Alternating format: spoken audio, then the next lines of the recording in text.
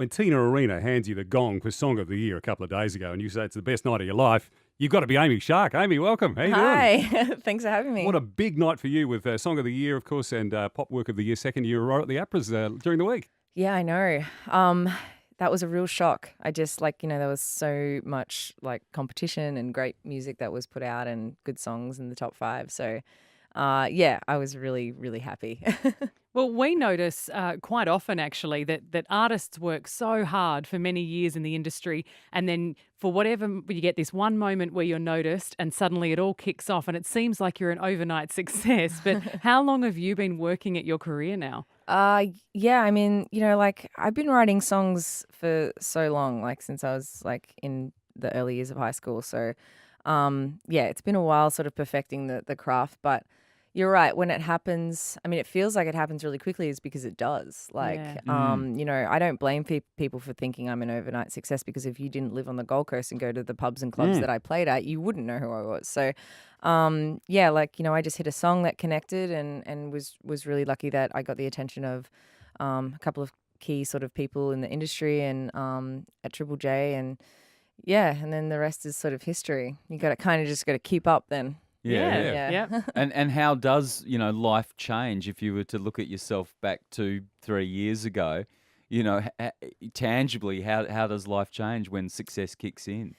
Yeah, it's a lot. It's a lot more than people think. You think, oh yeah, no, life will just be so incredible, and it is. But there's so many other things that happen as well, different friendships and relationships and everything can be a little different. And I've had so long working a 9-to-5 job, and then you're thrown into this world where you're in LA and you're talking to these massive producers and huge artists are coming up to you and you're on tour and you're just it's so full on. And I think I'm lucky that I was at a stage where I'm ready and nothing could sort of get in the way. I kind of feel like I was in this big training sort of lead up to everything. So I was really ready when everything exploded.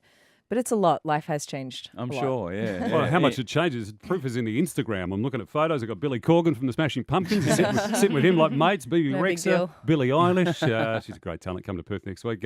Keith Urban. It's a long way away now, isn't it, from your time in that Batcave bedroom of yours? Yeah, it is. But it's cool because I haven't removed myself from that life. Still really, I remember it like it was yesterday. So I think that's why I can relate a lot easier than some people. Yep. Because I sort of have lived it and I get it. So I can write songs that people, can understand. I guess. Yeah. Have the family still got that house was it your stepdad called the bedroom the Batcave because you spent so much The time in there? Batcave. No, they sold that years ago. But they were the best times. I'd come home from school and I was just learning guitar and I'd straight upstairs and I'd just be playing and fumbling around really bad songs, really, which is what everyone does when you're young and trying to learn how to write music. Yeah. All those songs are so bad. And my dad would always be like, she's in the Batcave. And I guess the thing is there's nothing wrong with overnight success. If you get it, fair play to you. But all of those people that you're now meeting that you admire probably had a very similar trajectory as your own. They were in their own bedrooms penning songs about young love, whatnot. Yeah, totally. That's what I mean. When you talk to artists, even the likes of Billy Corgan and that, they're just normal people. Once I get over the fact, he's this, big rock star that walks in the room and I'm like, wow, this is he's written so many songs I just adore. So it was really hard to sort of be calm. But when you start to talk to them and they're so normal, Well, I think that shows in your performance too. There's a connectedness to that where you can just be you. Yeah. From what it seems, it really seems like your performances are always really cool and relaxed, as if they're, because they've come from your heart, and I guess they are what you have created. Yeah. I think I feel for some artists who put on a persona or whatever, because it would be exhausting. You got to do it all day, every day. If you had to put something else on and not be yourself, it would just really suck. So I think I'm really loving it because I am just me. Yeah, Amy, we had Pat Benatar in here a few years ago, and reading her biography her autobiography was all about the sleaze bag she had to encounter in the music industry, and there was some in Right. radio as well and the like. Have things changed a lot? Because I saw you that day at the AFLW Grand Final, and there were 50,000 plus at the Adelaide Oval, and I went, things are starting to change. These people are going to go watch women's footy. It was Yeah. really cool. But in the industry, are things changing? Things are changing. Like, women are on fire. And there's no going back. Yeah. It's such a force to be reckoned with. And, for so many years I'd play at pubs and I'd have like guys come up to me and be like, you know what you need to do? And Oh, then, yeah. give me they have all this world of knowledge. And I would go into studios when, at early stages when I had no record label and you'd have to fight to be like, hey, I'm not an idiot. Like, I know what I'm doing. I know what I want. And there was that battle, all the time.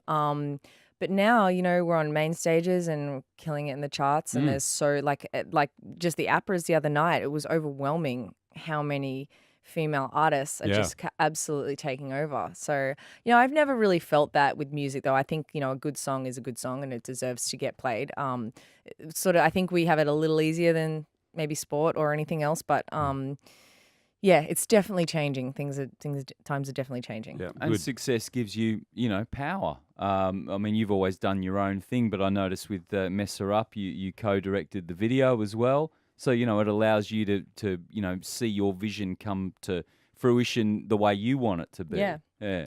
Yeah, I think, I mean, it's something I've always loved is video. And once again, it's like a thing that, you don't have time to do really. Like my label and management were like, Amy, you don't have time to be as involved as you want to be. But I love it. And I'm really, obviously I wrote the song, I'm connected. I can see, I can see the visuals of it. So, you just have to make time and you just have to be really exhausted for a few days. And and you probably see it as you're writing it in some ways. yeah. Oh, 100%. Yeah. Yeah. You can see it. I can see you on the cover of Vogue magazine. Thank you very much. It's not bad going. What was going on there? Oh, really? Oh God, that was just. I remember who I'm here with today, Tammy. Yeah. She was like, "You're gonna do Vogue," and I'm like, "Do I have to?" She's like, "It's Vogue. Like you're doing it," and I was so nervous. Yeah, because good I photo. mean, you're not like.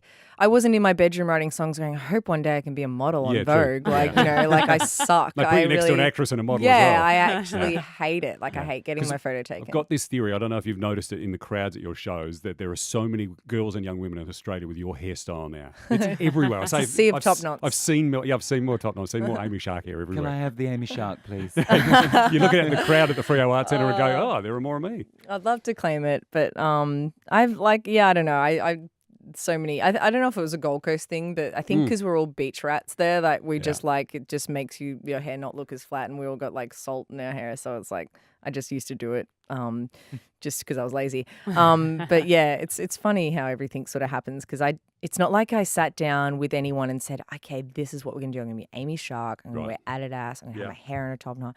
And this is gonna be a thing. You didn't gaga in your Never. career. No way. Down to No, the you just tiny detail. you just wear what you're comfortable Yeah, yeah. with. And so now that you've got more opportunities and you're also, as you say, you're meeting all these big stars, are there people in the future that you want to collaborate with, or are you more sort of solo, want to stick to your stuff?